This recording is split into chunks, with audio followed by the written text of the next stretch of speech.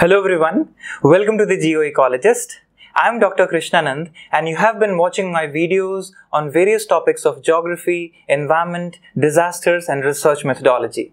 In this session on economic geography, we are going to learn about a very interesting concept that is related to factors. And that factor is related to the location of economic activities. So before this lecture, in earlier lectures, we have learnt about several locational theories. If you remember, we have learnt about von Thunen's agricultural location, we have learnt about Weber's industrial location, we have learnt about Kristaller's central place theory. So these were all locational analysis. These were all based on location. So in this lecture, we are going to learn about what are those factors that determine the location of the economic activity. So what are the various factors which are responsible, which control, which change or influence the location of these various economic activities in a region. But before we go ahead, don't forget to subscribe to our channel and also please share the videos with others as well.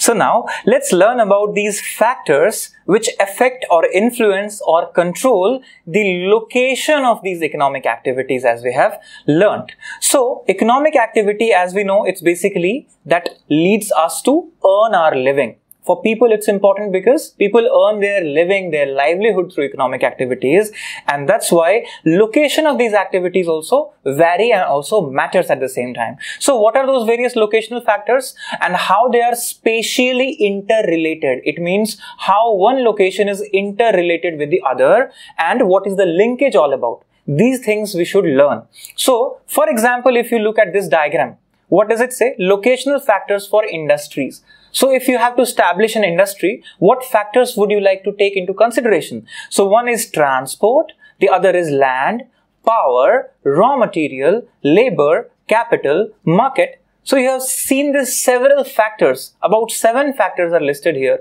So if you really want to have an industry of your own, you need to take care of these 7 factors. That's how an industry can be established and it can be running well. So that's why we say that locational factors are very important for establishment of industries. Now, let's understand that we have learnt about previously these locational theories of von Thunen, that is agricultural location, Weber, that is industrial location, and Kristaller, that is central place, which is based on market, transport and administration. These 3 principles. K3, K4, K7. And if you have not watched these videos are there in my channel in the playlist called Models and Theories and Laws in Human Geography. There these theories have been discussed in details. Now why am I talking about these theories? Because we are talking about locational factors and these theories are all based on the locational aspect of these particular attributes in geography. One is related to agricultural, one is industrial, one is market oriented, transport oriented, administration oriented. So, if you observe, this is location and this diagram tells you how location is interlinked with several other things. For example, cost, right? Then you have market and competition. Then you have infrastructure. Then you have labor, government influences. Then you have social reasons. Then you have increased choice in international location. All these things, if you observe, this is related to locational attribute of economic activity only. Right? So just one diagram could give you the clue how to go about when you're writing your answer. So that's important here. Now, look into this another flow diagram. It will give you location alongside the scaling of location. So if you observe at macro level, or you can say at national level, what are the important things? Capital, subsidies given by the government, regulations, norms, policies, taxation, technology. Right? So that is important as socio-economic environment becomes really important as a macro scale phenomena. Right? Then if you want to go into the regional level, labor, material, energy, market, suppliers, customers, these things really matter. But what else matter at this scale is the accessibility to these things, these factors. Then comes the local level, or you can say micro level economic activity in a particular locality, that is in a particular site. What is that? Land, utilities, visibility, transportation, amenities. These things matter at a local place, right? So if you see this scale thing, at bigger scale, bigger factors, bigger importance to those factors, right? So now if we club all these things into certain approaches, to understand how we can give this analysis of locational attributes or locational factors for economic activity, there are 4 basic approaches. Now, when I say 4 basic approaches, it means what? Any one approach you can make for yourself to understand, or you can learn about all the 4 approaches. So 4 ways or 4 approaches to look into these factors are there for economic activities, and now let's learn about them. So approach number 1. If you want to learn in this way, like determinants of economic activities means those variables that determine. This is a deterministic concept that we say.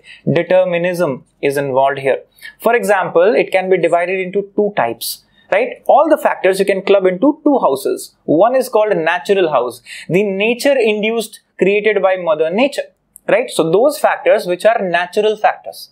And the other is purely cultural, which is man induced. We can say anthropogenic factors. So this first approach is to divide simply which are the natural factors and which are the anthropogenic factors, human created, cultural factors, right? This is one way to look into the factors. Then comes the approach number 2. Now these approaches, if you see, are why important? Because it gives you a mindset to study these factors. So approach number 2 tells you about the factors affecting location of economic activities in different heads. For example, subsistence agriculture. What is important? Favorable climate, access to arable land, water for irrigation, as well as natural resources. This is for agriculture, which is subsistence in nature, just for need based, not commercial, right? Then factors affecting location of commercial agriculture. Now it's for market. So favorable climate, arable land, access to labor, access to water, but importance here again comes of proximity of transportation facility. Why? Because you have to supply it, you have to sell it, right, to the market. Then if you observe manufacturing sector, then you have availability of land, infrastructure, capital, finance, and proximity to transportation corridors. Very important.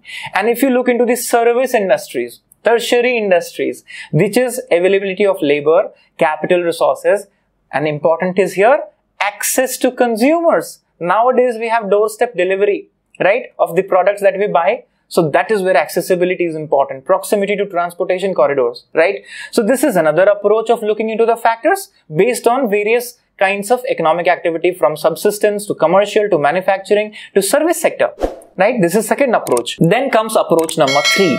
Now this is a convenience approach. A sum total of everything is a convenience approach, which can be classified on the basis of geographical factors or non-geographical factors. You can also say this is a geographical approach, right? So geographical factors and non-geographical factors, what are these? Here is a list of geographical factors, which is raw material, technology, power, labor, transport, storage and warehousing, marketing and feasibility. Then you have characteristics of land and soil, climatology, we studied all about climate. Biogeography, we studied about soil, precipitation and water resources, vulnerability to natural hazards. Now these are what? All geographical factors. Now when we say geographical factors, essentially it means location based itself. Where is it exactly located? In which geographical region? In which geoclimate? What is the soil quality? What is the air quality? What is the precipitation levels? All these are geographical. We studied in all physical geography, basically.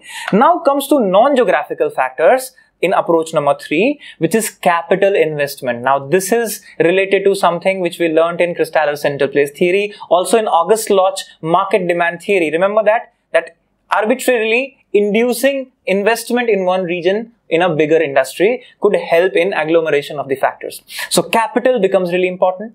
Availability of loans. Now this facility, this also determines the location of industry, or for that matter, a particular kind of agriculture. Investment climate, right? How is the investment coming from, right? So that's very important for a country's or a regional economy to get a boost, right? Government policies and regulations. Very important point here, because if you want investment in one country, the government norms, government policies, if it is liberal policy, more investment. If it is hardened policy, less investment. We know about this opening of doors of Indian economy in 1990s, liberalization, globalization, privatization policies. So very important for the location of industry, location of economic activities. That's why it's non-geographical factor. And then you have influence of pressure groups. So there are various groups, maybe labor unions, maybe merchant guilds, and several other things which are important pressure groups. Also consumer groups, right? So these things are created. These are non-geographical factors, right? So these two Together, clubbing all the locational factors can be given in one place in approach number 3. And now is the approach number 4. Now this approach is very interesting. It gives you a clear-cut 5-point headings. What is that? Physical environment, cultural consideration, technological advancement, political decisions, and economic factors. If simply we want to take an overview of the locational attributes or factors, you can also learn this approach. Approach number 4, 5-point approach, which is physical environment, which is important for raw material. Cultural consideration, you can say that culturally different areas have different kind of produce, different kind of economic activities. For example, food preferences are different in different regions. So you'll have a different choice of crop. Maize is preferred in Africa, rice in Asia, wheat in North America, isn't it? So you have different economic activity related to that in different regions. Then technological advancement. Obviously, technology will determine what kind of processing will be done to those food. So highly advanced technologies make possible farming in dry areas as well, in desertic conditions as well, in harsh conditions as well, right? And after that, processing also depends upon technology itself. So then is political decisions. Now it's very important that political stability in a country is very much important for the rise of economic activities there. If the country is in turmoil, if there is a mess of situation in politics, unstable government, then economic activity suffers. So this is the 4th point. And economic factors, which is basically demand and supply factors and its various variables, right? That is what we say is the stimulation of production for goods in specific regions also depend upon who are the entrepreneurs, what are their policies, how do they adapt to the demands and supplies in that particular sector in that region, right? So apart from the government influence in terms of subsidies, taxes and protective tariffs, their responses by the entrepreneurs really is important for the economic activities location in a particular region. So this is approach number 4. So we have learned the 4 approaches in which several factors we have discussed, right? So in conclusion, what we can understand that it's rarely possible to find all these factors together at one place, right? Some factors could be there, some may be absent at certain places. So all these factors may not be present at the same place. So consequently, what is important if you observe manufacturing activity, right? Manufacturing industry tends to locate at most appropriate places where all the factors of industrial location are either available or they can be arranged at a lower cost. Remember Weber's location, least cost theory we have learnt about, right? In general, what is the statement then? What should we conclude? That it should be noted that lower production cost and lower distribution cost, remember production cost and distribution cost, both of them are the 2 major factors, right? And that's what you can remember from the Weber's industrial location theory as well here. So sometimes government provides incentives. Now this is very interesting, that incentive based approach also attracts investments and economic activity rise in a given area. For example, if government tells that you will be given subsidized power, you will be given tax benefit, you will be given lower transport cost, you will have the transportation facility at low cost, and other infrastructures will also be built for the favorable atmosphere of industries in a region. For example, special economic zones are created. Remember, we'll be talking in the lectures to come about that. So this will lead to the area where more industries will be located, more economic activities will boom, right? For example, agglomeration economies in the modern world. What is that? Agglomeration, combination of several factors at one location, right? So many industries tend to come together to make use of the advantages offered by the urban centers. This is known as agglomeration economies, as we know, right? And thereby making a concentration of all the factors together. So this is what we say as agglomeration economy, one bigger urban center with several satellite centers and providing the best suitable facilities for all the economic activities to grow. The best example in India we can give is Delhi NCR, National Capital Region, which is essentially an economic region and where all the economic activities are concentrated, including the Delhi and its nearby cities, the smaller tier cities, right? So that's one example that can be given. So this is about the various attributes and various approaches that we have learned in terms of several factors that determine, that influence, that affect the economic activities in a region. So now, when we have discussed in details the various locational attributes, various factors related to the economic activities location, in the sessions to come, we'll be talking more on different aspects of economic geography. So stay tuned, stay safe, keep watching, and do share with others as well.